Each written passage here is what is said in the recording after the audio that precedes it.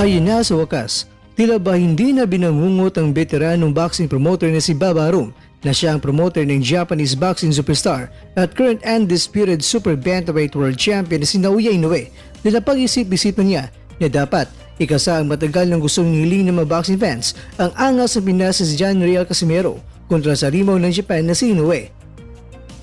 At hindi lang yan, dahil gusto rin niya na ikasa ang Inoue kontra kay Morjan Akhmadalib.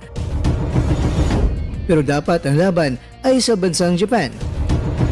Okay, mga idol, agree ba kayo na dapat hindi ito yung kulay? Agree ba kayo? Rubio Marcial binisita ang kwarto ng kapwa Olympian na two-time Olympic medalist na si Nisi Petesio. Marcial may magandang mensahe. Ito po ang mapinagbabatayan ng ating kwentuhan. Kaya tara, kwentuhan na!